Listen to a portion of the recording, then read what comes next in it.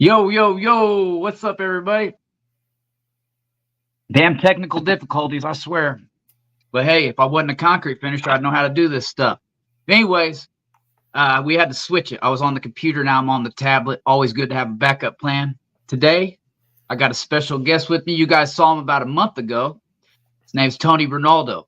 Started up his concrete company 3 years ago, going on his fourth year, and now he's killing it. And we talked about this. He was very well spoken last time he came up, and I want to hear about how he grew his company because look, he did it. I know he did it the right way. And anyway, this is Tony Ronaldo. I entered. You want to say what's up, man? Yeah, how's everybody doing? And thank you, Bobby, for having me on. It's a pleasure. It really is. For sure, man. For sure. I got much respect for you. You've been a day one subscriber, and you rocked with me even when I switched styles of content. What's up, New Life with Woody? I appreciate you, man. Tommy Thunder, Andrew. Hey, I don't know if I'm gonna be clicking on the comments because I had to switch from my computer to my lab to my tablet. So, but anyways, it kind of threw me off, but we got it going. But anyway, so like I said, you started your concrete company 3 years ago. Yep, 2021. That's when I started mine. But I feel like with mine, I've been kind of shooting from the hip. You know what I mean? Yeah. I mean, in all reality, I have been too. It's been a learning curve as I went. That's for sure. I'm just picking up new knowledge and new tips as I go. More or less the same way you are. And yeah, it's been a journey for sure. It's still I'm still learning as I go, but it's been good. It's been successful so far. I think a lot of it has to do with the post-pandemic economy, and we're riding that wave right now. And hopefully that wave continues to roll into the future here. Yeah, that wave's pretty awesome. So how long you been doing concrete and what got you into concrete? So I've been doing concrete since 2002. I started when I was 15 years old. Basically got thrown into it. Started working for a local builder. My dad was a supervisor there, so he got me the job there summers during high school. And concrete was the builder's main in-house trade. They subbed a lot of other stuff out, but concrete was in-house. They had probably 20 concrete guys, about 4 or 5 different crews, and started as a laborer there. When I graduated high school, there was nothing else for me. I just continued to work there and became a finisher. I'd say probably right when I graduated. So 3 years in, I became a finisher and became a foreman at some point shortly before I left the company. But pretty much that's what I got thrown into it. And it was a love-hate relationship in the beginning. And I'm glad I stuck with it because I've become to love it over the years. Oh yeah, you definitely love. I love concrete. I don't know anybody that does concrete that doesn't love it. We hate it, but we love it. Right. It's a love-hate for sure. I wouldn't want to do anything else. I've done a few other things, and I prefer concrete. Sometimes we get 6-hour days, but we work really, really hard in those 6 hours. Yep. But so what I wanted to ask you was, you said 3 years it took you to become a finisher. What does that mean when you become a finisher? What does that mean to you? To me, it means being able to strike off and slick trial and then everything underneath that. Correct. Yeah, I agree. When I got to that point where I was able to finish an entire basement floor on my own, an entire garage floor on my own, I was to that point probably earlier than that, but under the assistance of others. And I would say until I honed in the technique and the craft of actually finishing and doing the other poor tasks, as you've stated, it was probably a good 3 years until I would feel like myself. I got to that point, especially as between 15 and 18 years old too. I think that probably had something to do with it too. You know, it took that amount of time until I felt confident to go out and do stuff without assistance. Yeah. So let's fast forward a little bit. Were you ever one of them guys, obviously, that was, I would say, probably the number one finisher on the crew? And, for sure. Yep. And it feels like when your boss, like a lot of bosses will leave if they can really trust the number one guy, what they'll do is they'll leave that number one guy concrete in the cornfield. What's up, man? but he's from Indiana. He's a littler concrete channel, Nice. but shout out, man. But Welcome. But you know what I'm saying there, man? Yes. Yeah. So the way we kind of described it back then when I worked for this company was you had the foreman and then he had a second. The second man was the second, and he was what you're saying, the lead finisher. He was the guy that could be counted on. I didn't become that until a few years after. So I would say and it was because there was more experienced guys that I was still on a crew with at that point. But there were still top finishers below that second. And the second guy kind of ran things when the foreman wasn't there, or if, the foreman had to leave or split up. Hey, keep going for a minute, bro. I'm gonna log into my my other one. Man. Yeah, I got you. And I worked for that builder for 12 years and actually shifted gears completely and went and worked for a precast company. Never thought I would get into precast. A job opening came about one winter, actually. For the most part, we would take a layoff with this builder in the winter. And this opportunity came up where a precast company was hiring, and I just decided to go for it. And it's a completely different world in the precast game. You're more or less working in a factory. It's very monotonous. It's, pretty much strip and repeat. You pour some decent stuff, some cool stuff, loading dock ramps and things like that. Hey, we are live. We are live. We are live. Technical difficulties like a mug, boy. No, I'm just kidding. Yeah. Hey, third device. But hey, it wasn't that long, was it? It took me about a minute. Damn, no, you switched up pretty quick. Yeah. I'm sorry about that, guys, man. We're going to go ahead and rock with this. It kind of threw me off, but I got my notes. So where are we, man? So I moved on. I worked for that builder for 12 years, and then I actually went and got a job at a precast plant. And, completely different ball game. I just told the folks here in the chat, it's basically a factory. You are casting pieces. Now, we did some cool pieces, steps, loading dock ramps, but it's very monotonous. It's the same thing over and over. And not very physical. We used overhead cranes and the pieces just went together. You didn't have to do much math. It was a factory job, really. But that was at a point in my life. I got that job when I was 27 or 20, I think 27. And, it was at a point in my life where I was on a rocky road at that point, and it was a good opportunity for me to get away from the crowd I was with and start fresh with a new job. Good people, decent people to work for. And it was just a fresh start for me. And I worked there for 7 years, almost 8 years. But because of the way that job was, we started at 6 a.m. We're in a plant every day. We pour every single day, and the weather doesn't affect us. We're out of there at 1, 2 o'clock. So that's when I started picking up all the side jobs. Yeah. And, 2017, I just started doing a lot of side work, and it was basically 2 full-time jobs. And it got to the point after 2020 where it was way too much. And I decided I need to do one or the other. And that's where the business was really born, out of that necessity. So what gave you the confidence then?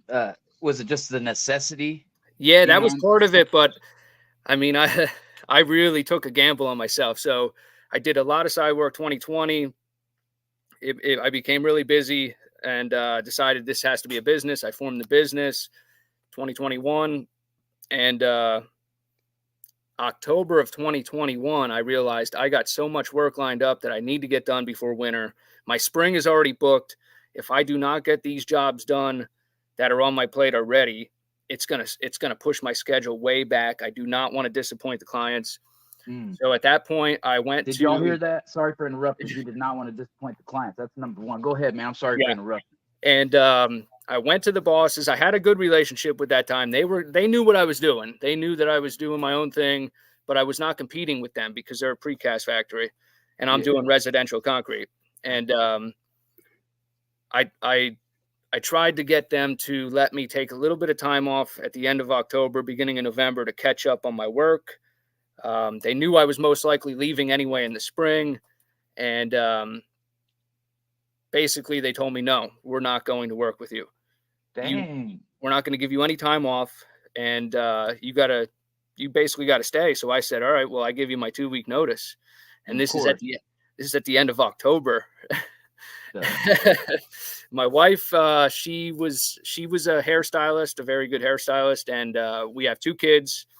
Our first one's almost 5, and our second one is 2. He was just born. He was 2 months old when I quit the full-time job at the precast plant. And at that point, when he was born, we decided that she was going to resign from her job and stay home and raise the kids. So October 2021, I quit the job, and now it's all on Rinaldo Concrete. That's going to be the sole income for my family, and it's end of October. So guys, hold on. Risk. End of October. That's important right there, because he's got, what, a month and a half, 2 months before he's got to shut down. Correct. And that was a big, big stressful decision, but I said I got to either go for it or not. And I decided to go for it and take the gamble. And we got through the winter good. We were kind of planning ahead of time, so we had the funds, put aside to get us through the winter. And I just banged out as many jobs as I could before the winter, and we got through. And then 2022 was the real start of my full time as my own business. And it just exploded. I mean, it just went crazy from there. Okay, so let's go from right there. So that the name of this video is basically, how to get out on your own in construction, actually be the boss. Yep. So you're at that point where you kind of got some pressure, but you got a little bit of a breathing room because you got a little bit of money in the bank. That's smart. That's probably something I wouldn't have been doing. But anyways, you had a little bit of money saved up. So you did a few jobs, and you sold some more through the winter and was ready for the spring. And now, what do you do first? If a guy's wanting to get out on his own, what would you say do first? Do you build a website? Do you just go after some jobs? I say if you're just starting out, if you have the opportunity to do it the way I did, that is going to be the easiest. If you can slowly but surely build your business while you're working for somebody else, you're going to put in a lot of hours. I was working 7 days a week, 80, 90 hours a week. That's going to be your easiest way, because you're building it with the safety net of your still full-time income. But once you do make that jump, funds might still be limited for most people. That's understandable. Yeah. So I would say hit up the Facebook, set up a business page. You can do so much without even spending any money, just by building that page. Get all your friends and family to invite to that page, and try to build it organically. Now, I will say it is tough to do organically. I the first 2 years, I just hit 1,000 followers right now. And that took me some paid ads and boosted posts and such. But which is okay to do on Facebook. Right. I want to shout out real quick. I got a couple shout outs. Big Weavy, my guy, Big Weavy right here. A streamer. Thank you for coming in here. Thunder Gang right here. These 2 guys in Krupp, Tommy Thunder, Rocky Strong, and Krupp. You guys are awesome. And everybody else in the chat, I really appreciate it. So he says Facebook. I agree with Facebook. Now I'm going after local Facebook groups, but you're going to go ahead and say boost some. What does it cost? Like $50 to boost a so you set your own budget. You set your own budget on all your boosting and all your ads, which is nice, because you can put a $50 budget and run an ad for 5 to 7 days and get a pretty decent reach out of it. But you set everything. You set the duration, the amount of days, and the total budget, and it will automatically put out that reach based on your budget and your duration. All right. Is getting a business page hard to do? Because I usually just ran mine as a personal page. No, you can do that very easily for free. You just I'm trying to remember how I did it, but you could just do it through the Facebook app. You can add as many pages as you want. Yep. Okay. So he's running Facebook ads. What I was doing, I was basically making my own Facebook ads in local Facebook groups, because I agree with you. Facebook is a great way to grow. I also use Nextdoor, but Facebook is really good. That's where a lot of money is, guys. There's a lot of money on Facebook. My local town, the local community page has, I think, over 8,000 or 9,000 members just in my town, not even my county. And I work countywide, and there's a page for each town. So you could get in there, and everybody's in there asking for work. That's where they go. Somebody Yeah. wants something done, they go in there and say, who do you recommend? It's just the way it is nowadays. Yeah, and we're not talking about Facebook Marketplace, although you No. could do that. But Yep. you could. Just your local community groups is what we call them. Yeah, that's what I say too, because that's for free. And so, all right, so we boosted, so we got some Facebook ads out there. We got a little confidence. Now we got to actually go to the bid. What do you do? Obviously, charisma and building a little bit of a relationship is a big deal. But what else do you think when you show up for a bid, man? So right off the bat, I want to see, what is the customer after? Do they want a decorative stamp patio? Do they want an entertainment area where this is a want? Or did the township come knock on their door and say, hey, your driveway apron's busted, you need to fix it in a month?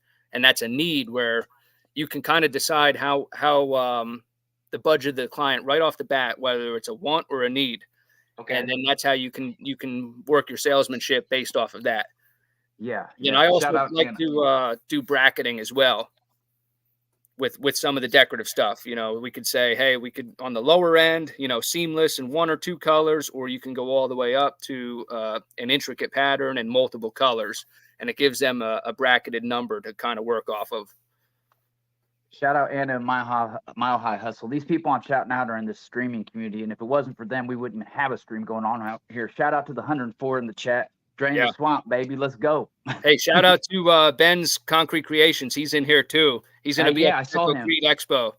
Oh, okay. Yeah. So we forgot to talk about that. We're going to talk about that at the end. Then I got screwed up at the beginning with all this technology BS. But all right, so we got the confidence. So we ran a number by him. Are we giving him a square foot price, or are we just throwing him what we think should be it? So I like to break everything down for myself by a square foot number, but I come up with that square foot number by figuring out the exact amount of materials it's going to take me all the way through. Whatever materials it's going to cost me, boom, I put that on a line item for myself. I don't show this to the clients. How many man hours do I think this is going to take? And that includes myself. Some people get messed up with that as the owner of the business. They don't put a dollar amount on their labor. They just want to dip into the profit at the end, but that profit's supposed to be for your business. So if you're working on the job, which I know you and I are, I put a dollar amount and my hours on that. And then I try to factor in some of my overhead, which for us, it's kind of lower than maybe some of the other bigger crews, but there's still overhead that we have to pay. I have my website. I use the Joist app. I pay for that monthly. And then the gross profit that I desire. And I add all that up. And then I break that down to a square foot price. So I do have a square foot price. That way I can quickly. You're cross-referencing it. Yes. Okay. Exactly. Yep. All right. And I always like to double check that. Sorry. Yep. I just like to double check that against my true numbers. But the square foot price is pretty good. And hey, Dylan said materials and labor. That's not a bad way to do it. I think you should always just cross-reference with 2 different ways, especially if you're new. Yeah, and shout out to Dylan too. I just met up with him. He's a Aurora Concrete out of Lehigh County in PA here, and he's very new as well, just like us, and killing it with decorative concrete. So shout out to Dylan. Hey Dylan, I appreciate you coming in here, man. Everybody that came in here from Tony's Facebook, he shared it. Thank you guys, man. I really appreciate that. The streaming community that's watching, and anybody else that's just interested in this stuff, I really appreciate it. All right, so now let's say we sell a job. How are we gonna get some help, Tony? Because we can't pour it by ourselves. Well, I would say 80% of what I do it by myself, and I know that's hard to believe, but it is something that I just crafted over the years out of necessity of having no help. And but on the bigger stuff, obviously, you sell a 800 square foot patio. There's no way you're doing it yourself. So luckily, the way that things are nowadays with the economy, I have maybe 3 or 4 close friends that are all one-man bands just like me. Yeah. So we're all our own business, and we go into the year knowing that we're going to have to help each other. So we try to leave a little wiggle room in our schedule. And when my buddy calls me up and says, hey, I got a patio coming up in 2 weeks, I just make sure I have a day to help him pour. And that's really what we help each other with, is the pour day. I do all my own prep, no matter how big it is. And if it's a big pour, I bring in a guy or 2, we pour it, and then I do whatever I got to do afterwards. Yeah, but having that network is crucial. Yeah. So also I was gonna say, as you're working in these jobs, keep some of your friends' numbers, man, because they Yes. can probably help you too, especially if you give them a good price on cash for a day. Oh yeah, for sure. Michael asked, I wanted to learn a skilled trade, doing part-time 20 hours a week, starting green. What would you recommend? If you're gonna do concrete, you're definitely gonna have to learn it from somebody or sub it Yeah. all out.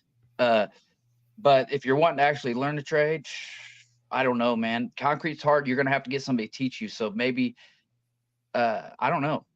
Well, I hate to actually, I say would say painting. too that that's probably your best bet, Bobby. But the other thing too is get up with your local concrete supply companies in your area because Yeah. the ones I deal with, they're offering a ton of courses, seminars. I just did a 2-day epoxy course at one of my supply companies, and then another 2-day epoxy course at a different one. And I know they offer stamped concrete courses, 2 or 3 days. It's not you're not going to learn everything you need to know about it, but it's maybe a starting point if you don't have somebody to help you, learn as you go. Yeah. It's just another option. Okay. All right. So we got some help now. We usually you're saving up tools if you're working for somebody. Usually by the time you're getting out on your own, you at least got come along shovels and floats and stuff. So you're Yep. probably good there on tools to do a small job. You might have to get a bull float. You can actually rent those at some Yes. rental places. And You then will have to Georgia Bugs. sacrifice. So, quick little story about when I was still very, very green before even the business formed.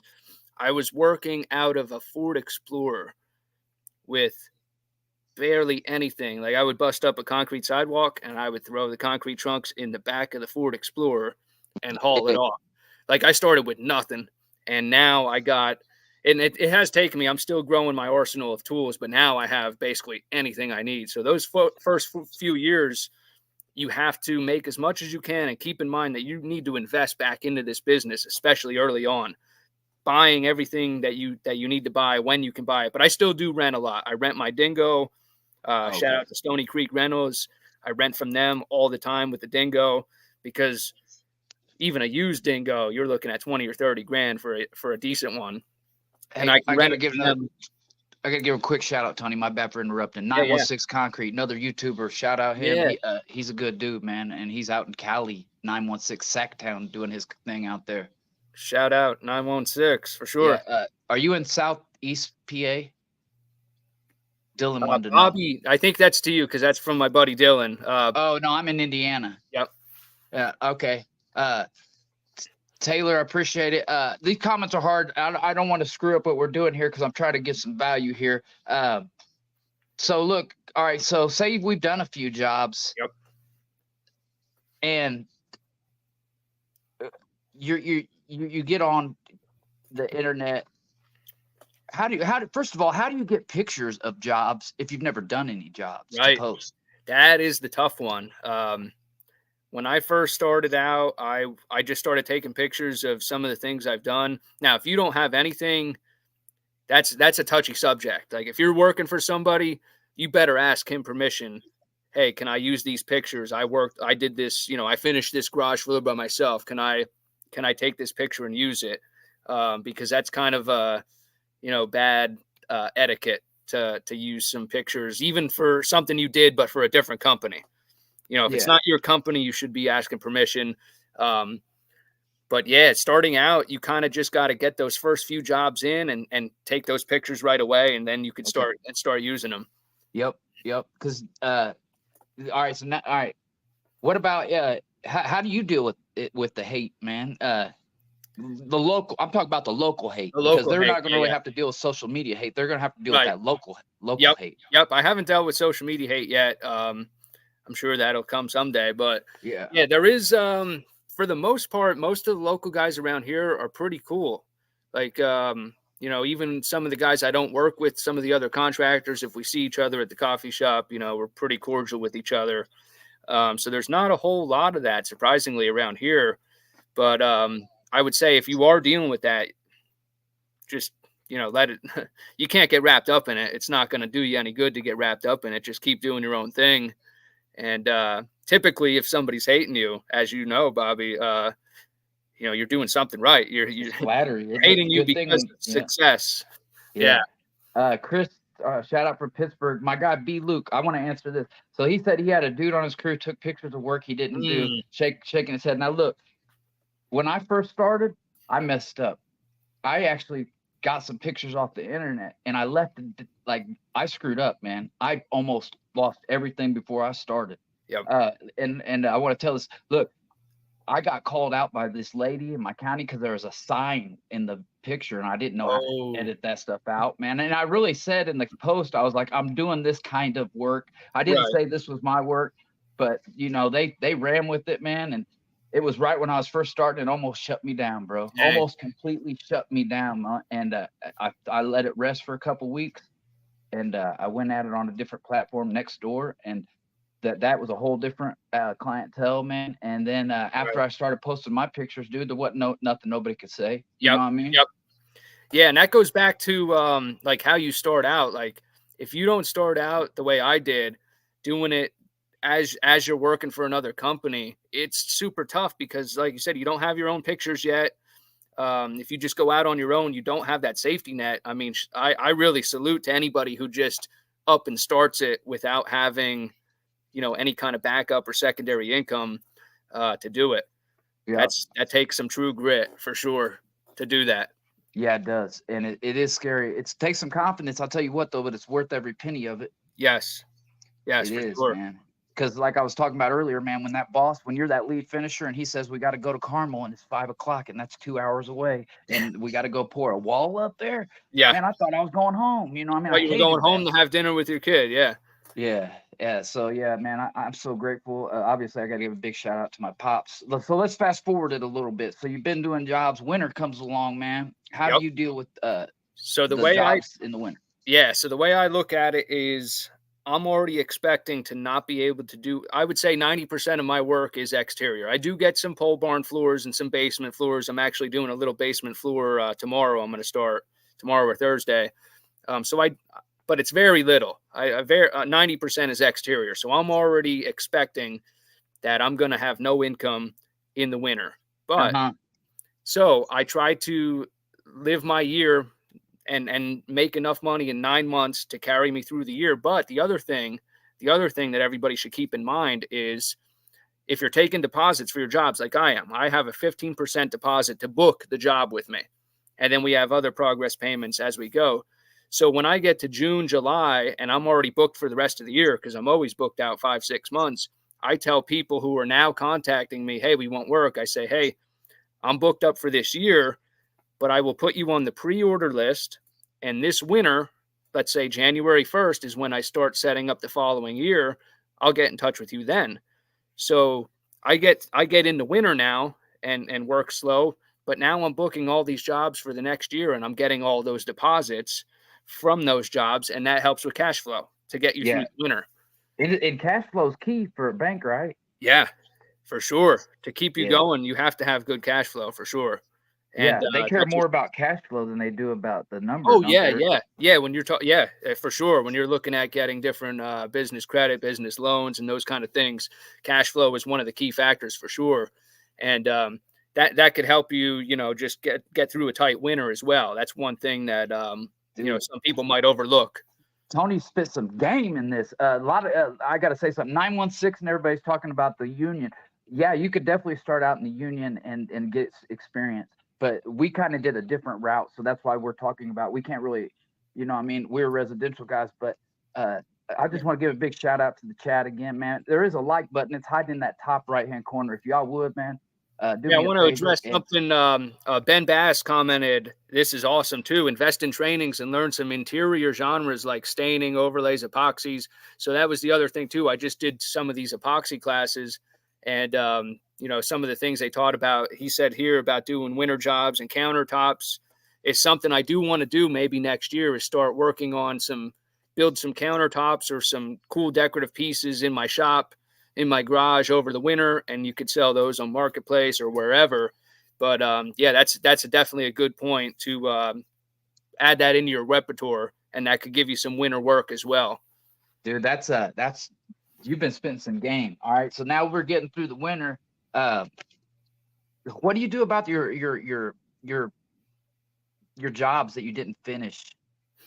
Did you just you just be honest, right, with the customer? You got to be honest. Yep. You got to be straight up with them from the beginning. Once I start getting into November, December, I start trying to get in touch with those clients that are still on the list and let them know, hey, we're coming into winter weather. We might not get to you yet. Actually, I'll tell you, Bobby, that's the toughest part for me, the business, is trying to schedule and trying to keep to the schedule. And when the schedule gets behind, people are trying to ask me, hey, can you give me a specific day? And I'm telling them, hey, we're in March now, but your job's going to be sometime in September. I can't give you a specific day. The only thing I can tell you is you're on the list. And as we get closer, I'm going to let you know. But the best thing you can do is set that expectation right from the beginning. Be honest with them about it and say, hey, look, I don't have a specific date for you yet. Is that okay? I got to tap in real quick. That doesn't just go for that. That goes for everything that's on your contract. You need to already tell them that, because once you at least tell them that one time, then the next time they're not going to be like, say if you don't if your concrete cracks, right? And you told them from the beginning. Yeah. Now sometimes we do fix cracks, but we don't have you don't have to, because right. if you put it in the contract, but if it's an ugly one, right? If it's an ugly one, like I got to fix one, man, from last year. We poured it last fall, and I got to fix a little square, and they're just happy I'm fixing it. But I had one crack on me last year. You guys are right. I should have used rebar. That goes a long way too. When you have something in your contract that you're not responsible for, and they call you up and say, this happened, and you do it for them, they go over the moon and they recommend you big time, because you did something you weren't even responsible for doing. And but it is key, like you said, you got to explain everything from the beginning.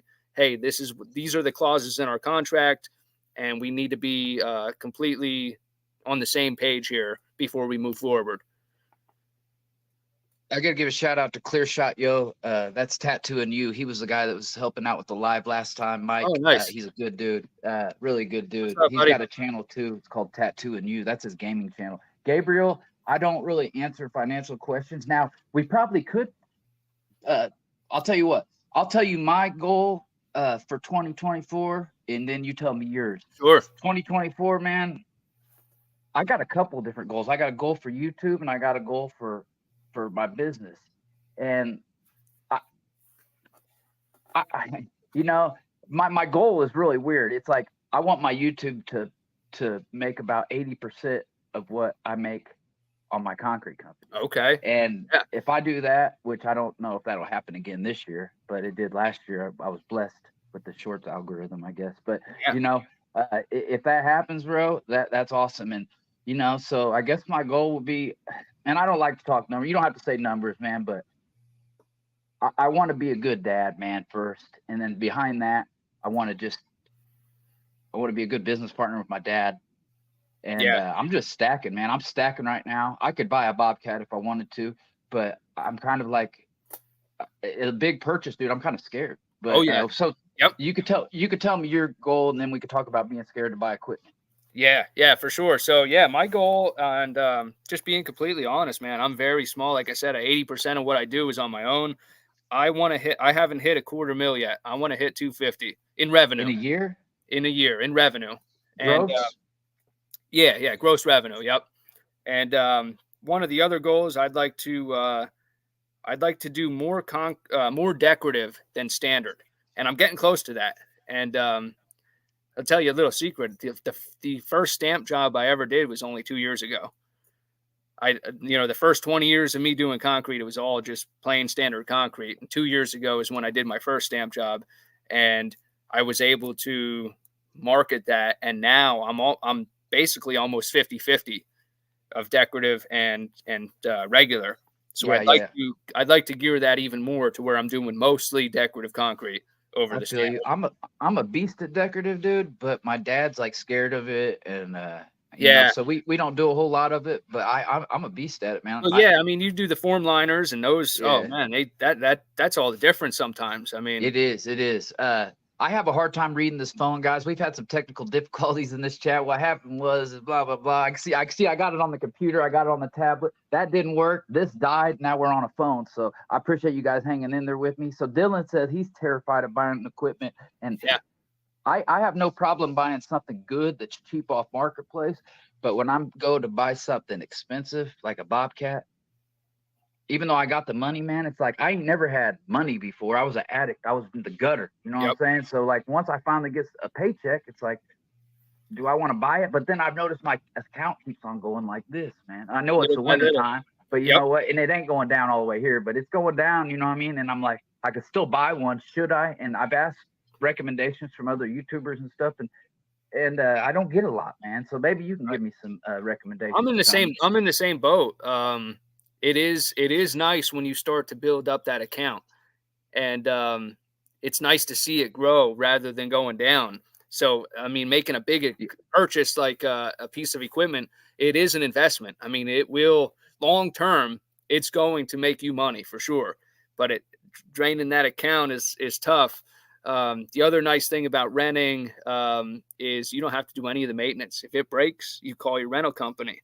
Yeah, But yeah, facts. speaking long term though, long term, I think we will both get to this point here in the next few years where we start buying equipment. It's Yeah. just what you got. I mean, you look at Rick Thomas and Victory. You You know, know, they don't have to rent anything; they own their hey, I own did thing. hear Rick Thomas say this. He said, "You see that dump trailer over there? That was Rick Thomas concrete for a long time." And I said, Yeah, "Damn, well, my dump trailer, even though I got a dump truck, that's the dump trailer's my thing." Canadian concrete pumper, salute, bro. If you guys haven't seen his channel, he's a Canadian concrete pumper. Go check him out.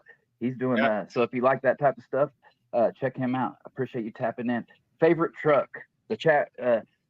Favorite truck, mine's Ford F-150. What about you? I like Ford a lot too, but I have a I have a Dodge. I have a Dodge Okay. Ram. I don't have a huge preference on what it is, as long as it gets the job done for me. That's for sure. But I do have a dump trailer, and I'll say for what I do, and I think for what you do, a dump trailer is awesome. It's paramount because I can with my dump trailer. I got a different gate. I got one of the landscape ramp gates. So Yeah. I go pick up the dingo and I put it in my dump trailer, take Yeah. it to the job, use it, fill the dump trailer, go dump, and then I can load it back up on that same trailer and take it back. You know, I don't have to Being switch smart, out guys. trailer. Yeah, He put that's a game plan together on that one. yep. Hey, I want to say salute to the chat. I got one eye, not really, but kind of with this little phone. I can't read everybody's, but I promise you I'll run it back and look at it, man. You guys are awesome. Salute to everybody who's been tapping in. This new vertical live, you got to do it. And I want to tell you guys, I needed a break from long form videos. I took my break. I'm got one that's like 3/4 of the way done. It'll be out by Saturday. Nice. I know you guys have been patiently waiting, and I greatly appreciate that. This one won't have Zeus in it, but it would have. Salute to Zeus. He'll be back though. He's coming to the Concrete Expo with me. Nice. So there's two more things I want to talk about. I Hey, wish I could pull up real quick, Bobby. go ahead. In the chat, I see Drain the Swamp says rent it until you have enough cash to buy two, but buy one. That's a good strategy. Ooh, You're stacking up enough money that you could buy two, and then you buy the one, and you don't feel it. That's a good strategy right there. yeah, it is. That is a really good strat. I guess I don't know exactly where I'm at, man, because uh, YouTube, man, for a while, I put it in a couple different accounts, so I don't even look at one of my accounts. I know I should, but I don't have it hooked up to my phone. I'm one of the old school guys that don't like to do that. Yep. But I wanted to talk to you about this, man. So look, I went to Jimmy John's today, bro, and I want to talk about this younger Caucasian fellas, man.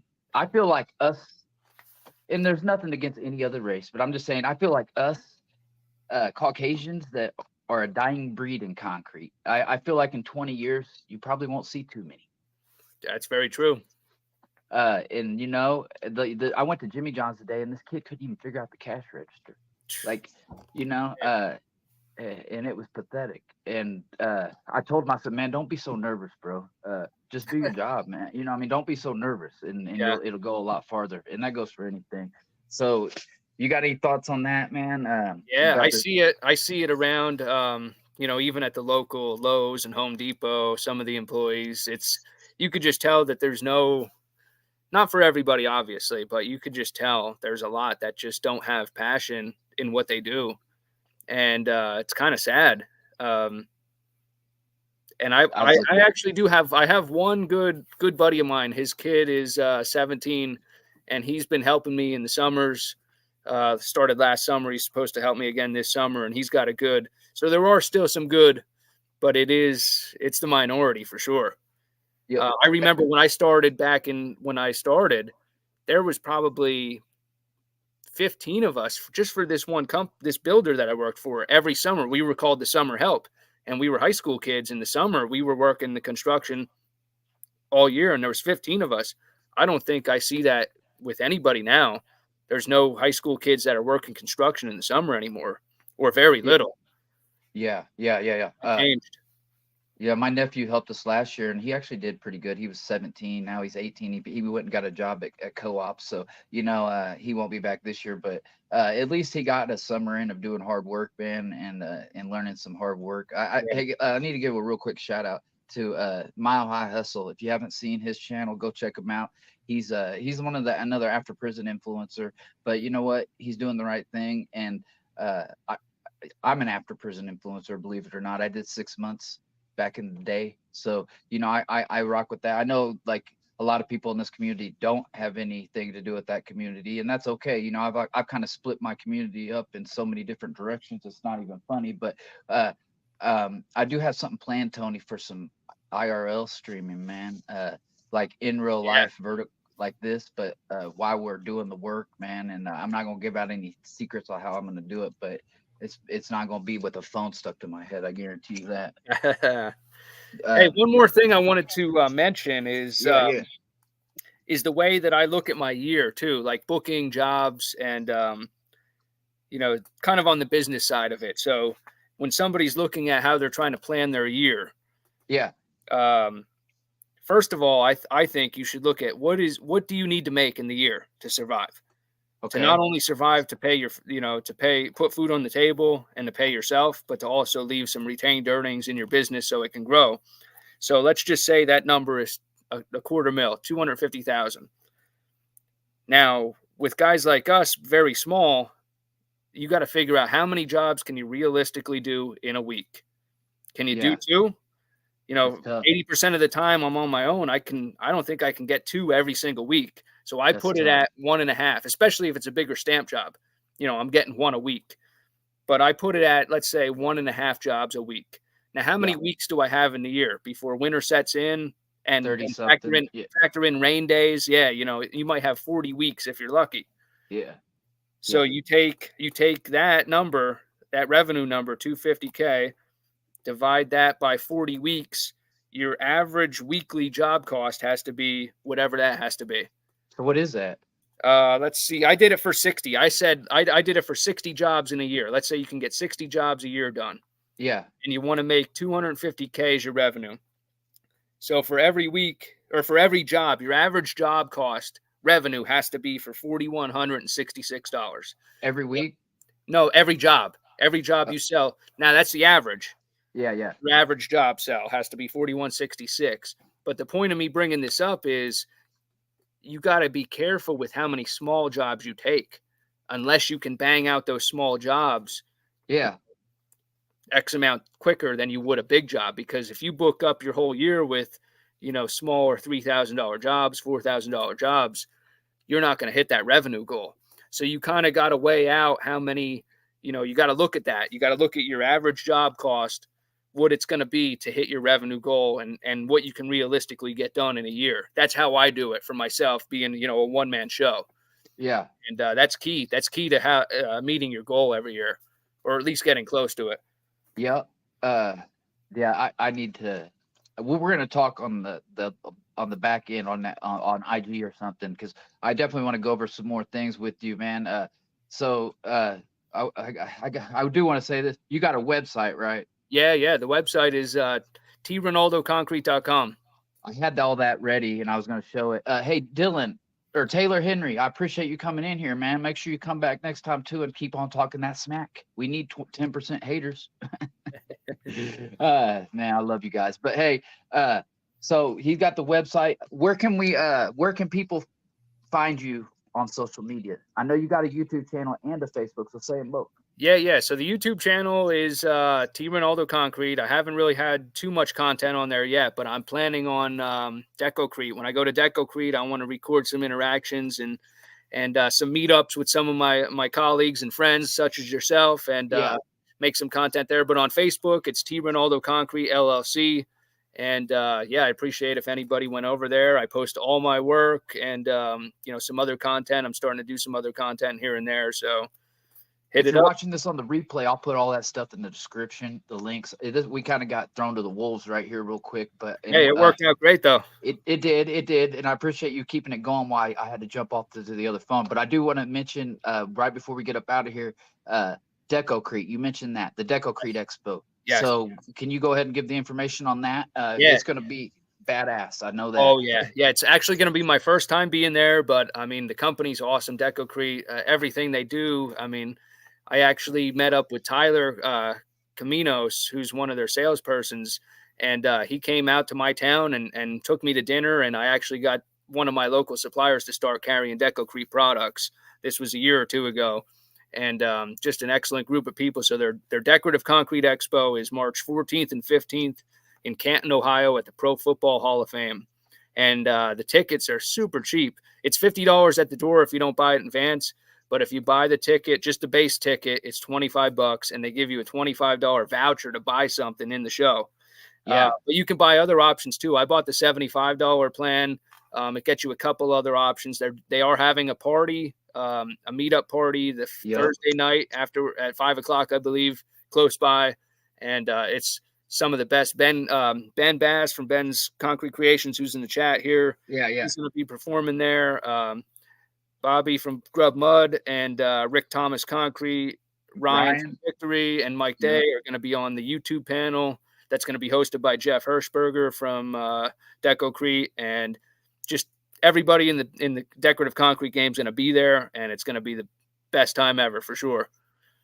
Hey, it is going to be a fun time. A lot of YouTubers going to be there. That's going to be like the new place for YouTubers to go, because the world, World of Concrete's all the way on the other side of the world. You know what I mean? We need a East Coast one. But anyway, hey man, I appreciate you coming in here. Is there anything else that you want to tell these people about getting out on your own? I appreciate you bringing me in here, Bobby, and let me tell my story. And anybody who's thinking about going on their own, pull the trigger. If you're serious about it and you have a true passion for concrete, which you'll know if you do, then you'll succeed. You'll succeed one way or another. And just do what you got to do and take that chance. It's going to be worth it. Yeah. Peninsula Concrete. I'm not sure where you're from. I'll check your channel out, and I'm good to collab with anybody as long as you're a good person, and I'll check your content out. I'm sure, man. I like to support other YouTubers, so we can do something. I'll check you out and leave you a comment, and if you guys want to check out Peninsula Concrete, I didn't know anything in Michigan. Oh, I think I have seen your channel, bro. I think I have. They're new. They started in the fall, I think. But nice. They pour up in Michigan. They do a lot of. I think they do a lot of like residential, but like housing additions. You know what I mean?